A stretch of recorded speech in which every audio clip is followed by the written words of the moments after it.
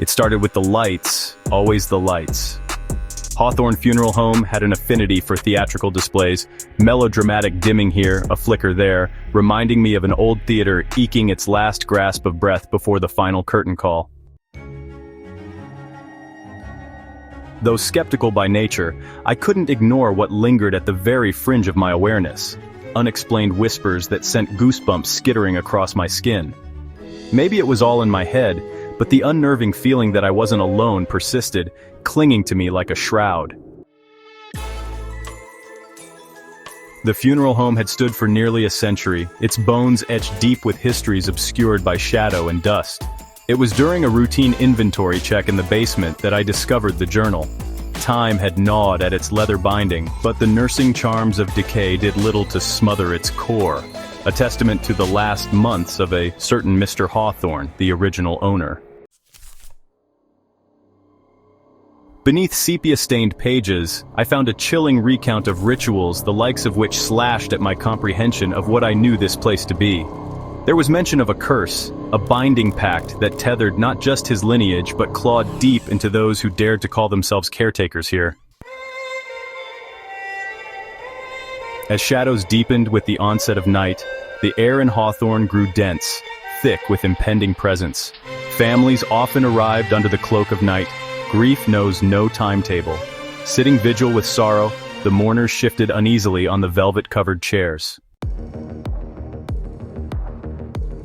A particularly solemn group congregated around the polished ebony coffin of their lost patriarch. An oppressive silence blanketed the room, broken only by the faint whisperings of condolences. My eyes lingered on the deceased with an almost morbid intrigue. His features bore an eerie semblance of awareness, his body echoing hints of unsettled sleep, rather than eternal rest.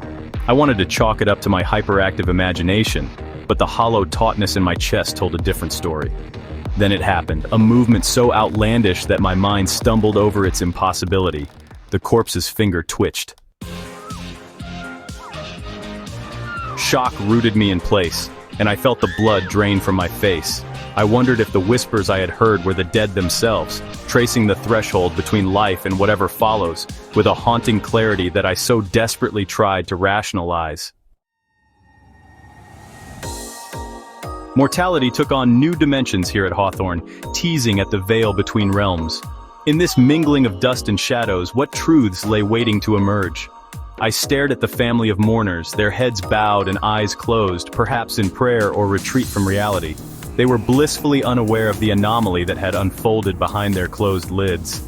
Was it mercy or a dangerous dance of fate?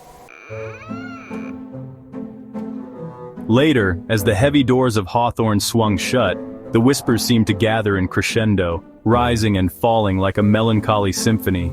Outside, the rain began to fall in earnest, wrapping the world in a cold, wet embrace. I stood there, caught between fear and fascination, pondering what had truly transpired and what yet lay clouded in Hawthorne's hidden annals. There was no denying it. Things had shifted. Whether it was the spirit of Mr. Hawthorne stirring his ghostly brew from beyond, or my own creeping dread materializing into paranoia, I couldn't yet discern. But one truth echoed clear. I had stumbled headlong into a reality entwined intricately with death, and it wouldn't let me go so easily. And then, there was the journal, a relic of secrets, holding answers as murky and deep as the night's shadows itself. My mind churned with the weight of it all as I resolved that this was far from over. With every flicker and every whisper, Hawthorne's story was only beginning to unfurl. The journal from Mr. Hawthorne was only the beginning, a key that unlocked more than just macabre reflections. It led me to discover a collection of other journals, their covers brittle and stained with the passage of time. Each leather-bound tome sat nestled in the dusty recesses of Hawthorne's negligible library, well hidden behind the curtain of what appeared to be idle books on mourning etiquette and funeral rites. As I leafed through these aged pages, a narrative of haunting rituals and unexplained phenomena began to surface. The journals chronicled the funeral home's operation across different eras, describing events that defied logic, a dance of ghostly apparitions, disembodied voices, and unsettling occurrences tied to the upkeep of the deceased. The entries interwove testimonies of sorrow with an eerie admiration for the power tucked between life and death, creating a tapestry of the supernatural that refused to be rationalized. It wasn't just the entries about spirits that caught my attention. Wedged between descriptions of mundane events were notations hinting at a force that demanded acknowledgement, almost as if negative energy pooled in the foundations of Hawthorne itself. The writings documented candles flickering to life unbidden, spectral shapes that wove through the shadows, and the heavy presence of something unseen, yet deeply felt. As I became ensnared in the past's unsettling grip, the ramifications of these discoveries seeped into my present. One colleague in particular, Simon, a quiet man of few words but abundant secrets, began exhibiting peculiar behaviors reminiscent of those captured in the ancient scripts. He moved with an air of distraction and whispered incantations into empty rooms, casting furtive glances over his shoulder. His actions paralleled the rituals woven into the fabric of the journals, detailing ceremonies meant to stave off unwelcome spirits or perhaps to summon them.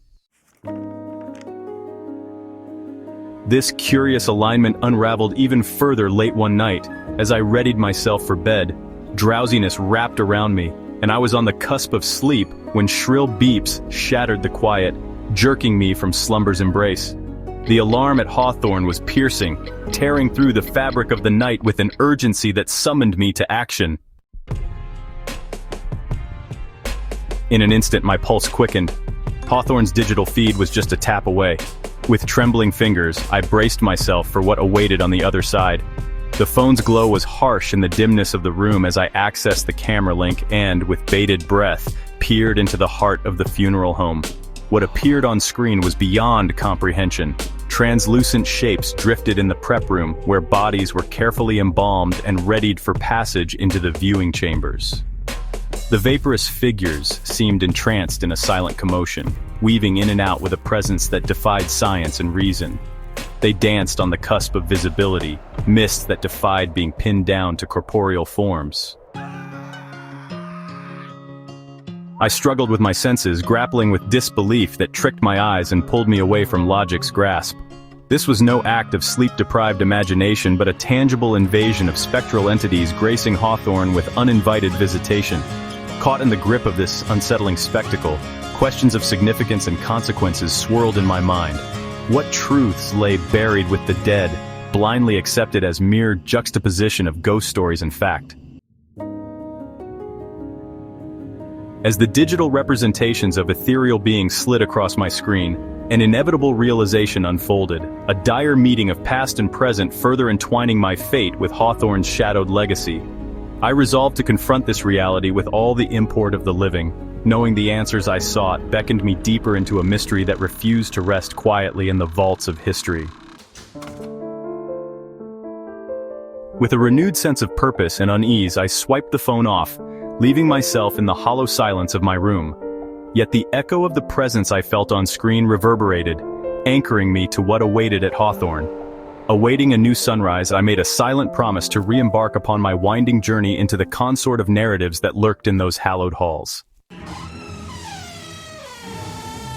The silence wrapped around me like a second skin as I stepped back into Hawthorne Funeral Home, my mind still buzzing from the spectral dance I had witnessed in the prep room. With the musty journals and restless whispers echoing in my memory, I felt the oppressive atmosphere weigh heavily on my shoulders. My journey into the heart of this enigma was only beginning, and it seemed the ghosts of Hawthorne were eager to guide, or perhaps manipulate, my path. As I stood in the dim light of the hallway, an unexpected chill swept through me, as if the ghosts themselves were reaching out to make their presence known. It was then that I first heard the faint, melodic murmuring, a haunting chorus of voices only audible to those attuned to their frequency. The spirits were calling, and I had little choice but to heed their summons. I followed the sound through corridors cast in shadow until I arrived at a small, seldom-used parlor. The walls were lined with portraits of long-departed patrons, whose watchful eyes seemed to follow my every move. In the center of the room stood an antique chaise lounge, draped with a dusty velvet cover, It was here the voices were strongest, looping in an endless refrain that whispered of truths hidden beyond mortal comprehension. A sudden dizziness overcame me as I approached, the room spinning as if the veil between worlds had thinned. I found myself engulfed in an otherworldly glow, a shimmering veil that pulsed with a life force all its own.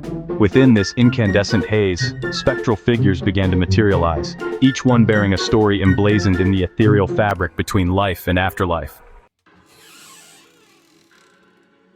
Welcome, Ellie. I am Elijah Hawthorne, the original proprietor of these walls. Our paths converge at a pivotal time as you stand on the precipice of a grim prophecy. As each soul departs the realm of the living, it embarks on a journey shaped by deeds and dreams. Some are granted passage to new worlds where wonder and enlightenment await. Others, however, remain shackled to their earthly traumas, condemned to linger as echoes of their former selves. But there is another destiny, an unseen scourge that looms. You see, Hawthorne was not merely a bastion for the dead, but an anchor for a sinister rebirth, a resurgence of vampires set to grip the world in shadow. While some will transcend into the light, others will festoon the earth with despair, waiting for their passage into a darkness that will redefine existence. Death shall dance upon the grave of the world, drawing humanity into a time of anguish and apocalyptic rebirth. Vampires shall awaken not to reign, but to seal this world in a coffin of despair before entering their slumber anew.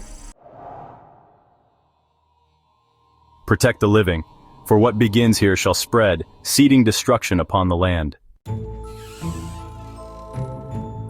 I sank to my knees, overwhelmed by the chorus of otherworldly entreaties. In that moment, I realized this was not merely a cautionary tale of souls cast into darkness, but a clarion call to take action, or risk the grave becoming humanity's heirloom. The path is yours to choose, Ellie.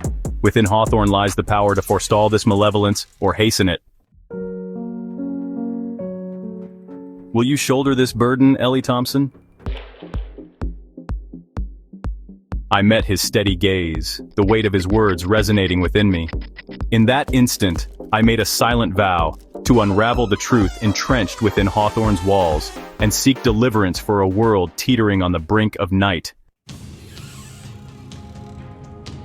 As the last of the phantasms faded, an unwelcome silence clamped down around the room. The portraits resumed their austere vigil, each face an image of solemn finality. I stepped back into the light-deprived hallways with a heart brimming with determination, each footfall a resounding commitment to breach the chasms between shadow and reality. With newfound resolve guiding my fateful journey, I embraced the impending dawn, knowing the road before me would twist through specters, secrets, and salvation. The end was not as cinematic as the tales of old, nor as heroic as humanity might have wished. It arrived with an overwhelming silence, where screams had no air to breathe, and hope dissolved into shadows. I could sense it, creeping through the debris-laden streets, a delicate whisper that now encompassed all that remained of the world. Nothing. The sunlight, a rare and precious commodity, had become but a distant memory reluctantly relinquished to eternal twilight. In the shelter of Hawthorne's forgotten chambers, I scribbled furiously, etching humanity's swan song upon brittle pages, an ode to a breed both magnificent and flawed, gone before its time. With each sentence, a lament escaped my lips, an elegy resounding between reality's crumbled pillars. I wrote for the possibility, however slim, that these records might survive even when all else perished, a testament to those who dared to dream beyond the inevitable. The distant winds howled mournfully as I recalled the invincible beauty of life, vibrant and full of potential. Now a desolate tapestry unraveled, the threads of existence severed by fanged marauders reveling in our downfall. The legion of vampires, once myth, now kings of an empty kingdom. Each memory surfaced with aching clarity. Laughter shared under the sun, vibrant markets teeming with stories, the sweet communion of touch unburdened by fear. I wrote of our triumphs and failures, loves lost yet cherished, each word a defiance against the silence blanketing our final act. I could hear them now, the swarm, thundering across the horizon, a symphony of dread fast approaching. Their hunger was endless, a force of nature against which flesh and bone held no dominion. I paused, pen in hand, my mind recalling Elijah's fateful prophecy, the harbingers of an apocalypse frozen in time until life dared rise anew. My heart soared and sank in the same breath. In their vile conquests lay a peculiar peace, an assurance that nature's tapestry could mend in the absence of mankind's grasp. With trembling hands, I finished the last of the chronicles, flicking my gaze skyward through the dilapidated ceiling that had once cradled the living's final celebrations.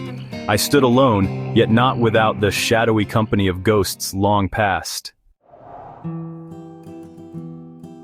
An uncanny stillness descended, a susurrus that heralded my own closing act. The vampires arrived, silent as forgotten myths, eyes glowing with a predatory gleam so deep it beckoned oblivion's embrace.